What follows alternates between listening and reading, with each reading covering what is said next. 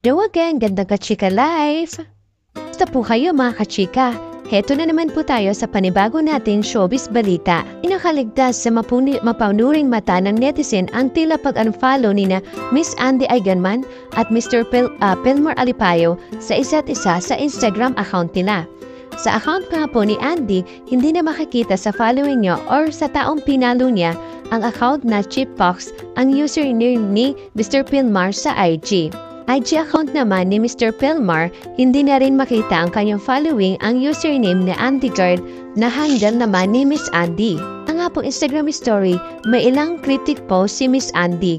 Una na rito ang art card ng taong 2025 kung saan halata ang guhit ahas.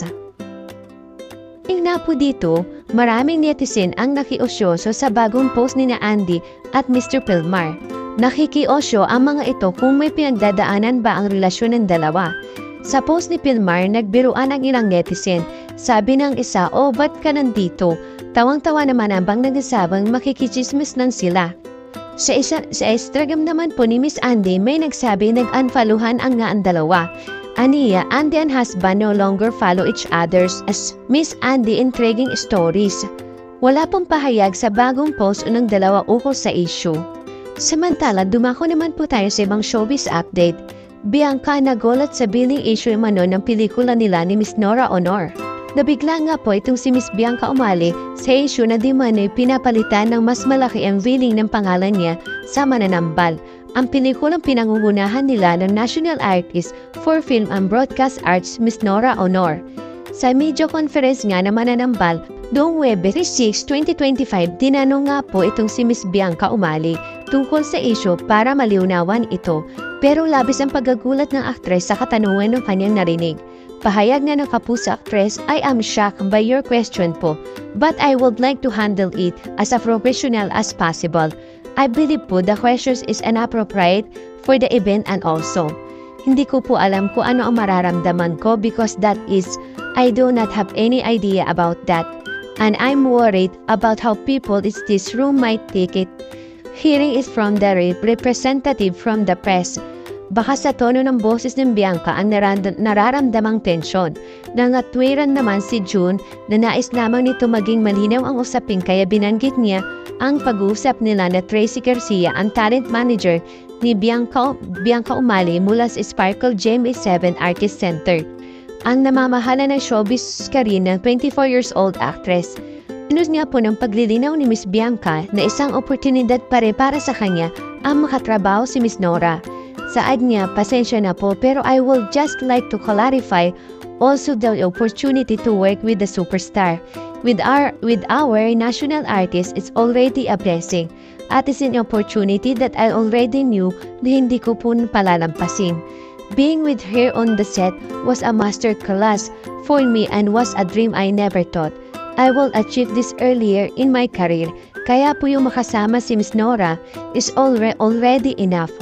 Dagdag pa nga po ni Miss Bianca, "Ako bilang isang actor, and love that I have for my craft, and the respect I have for myself and the industry billing is not really. It's a bonus. It is something I don't know internally. But ito po yung question is something that I'm not aware about and bonus na lang po yun. It is a recognition as how to people see and respect the way I do my work."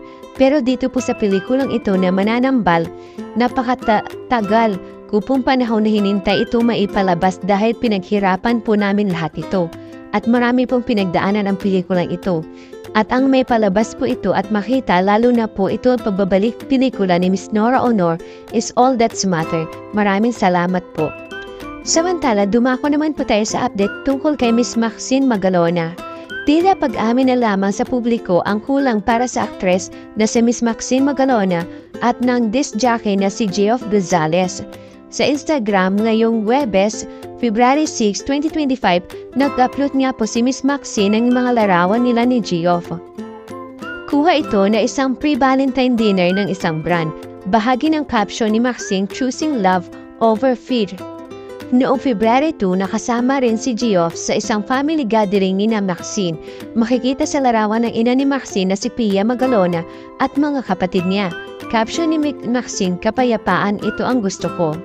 Samantala, sa Instagram naman ni Gio, nag-upload siya noong February 5 ng mga larawan ni Maxine na kuha pa rin sa event na dineluhan nila. Mapapansin ang unang larawan ng carousel ay si Maxine na may hawak ng bouquet of flowers. Pinaniniwalaang naging Instagram official sina Maxine at Geoff noong April 2024. Napansin noon ng ilang netizen na halos magkapareho ang kanilang post sa Instagram. Una nag-post si Geoff sa Instagram reel ng video niya na Maxine na kuha nang pumunta sila ng Siargao para sa kasal ni Miss Angelica Panganiban at Mr. Greg Homon. Sa post naman ni Geoff noong April 22, 2024, makikitang nagyo-yoga sila. Caption siya, "Starting the week with a grateful mind, body and spirit." Nakatag sa post niya ang actress. Sa Instagram post naman ni Miss Maxine noong April 23, makikita sila habang nagmomortisiklo, nag-yoga at nag-enjoy sa beach. Caption ng actress, "Thank you for letting us experience Siargao for the first time." May ilang sightings na rin sina Miss Maxine at si Geoff noong taong 2023. Isa na rito sa isang TikTok video noong May 7, 2023. Sa video makikita si Miss Maxine ang di umani bago niyang karelasyon na magka-holding hands while walking sa isang mall sa Green Hills sa San Juan. Nakasuot ng black shirt at brown pants ang lalaki at kitang-kita sa mukha nito habang mahigpit niyang hawak ang kamay ni Maxine.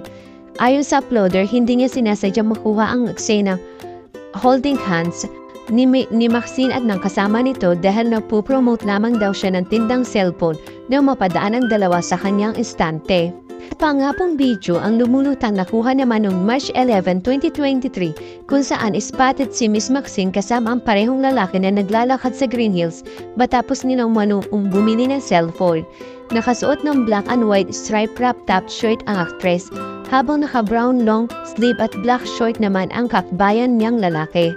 Ayon sa comment section na nasabing post, sa isang DJ na hindi tinuko sa bar ang kalalaki na nangangalang umanong Geoff Gonzalez. Kut pa nga po sa mga ito, kasama rin ni Miss Maxine ang bago ni umanong nobyo nang magbakasyon siya sa El Nido, Palawan bago po ang March 11. Nagpa-picture ang isang fans habang ang actress ay nasa big lugon sakay ng kayo. Nasa likod niya ang lalaki may hawak ng sagwan. Hinahanaran si Geoff iyon. Mahigit 3 taon na nang nakakalipas mula nang maghiwalay sina Maxine at dati niyang asawa na si Rob Manakil. January 2022, pumutok ang balitang hiwalay na sila matapos i-unfollow ni Miss Maxine si Rob sa Instagram. Bagay na kinumpirma ng actress na inanunsyo niya single siya noong October 14, 2022. Higit kumulang 4 na taon nagsama sina Miss Maxine at Mr. Rob bilang mag-asawa. 2 beses ikinasal si Maxine at Rob. Una sa isang estimate church wedding sa Central de San Jose Pares sa Forbes Park, Makati City noong January 8, 2018. Pangalawa sa isang beach wedding sa Boracay noong January 11, 2018. Thank you for watching. Kung nagustuhan niyo po ang video ito, subscribe na sa Starlight Showbiz YouTube channel and please don't forget to hit the bell button for our latest updates.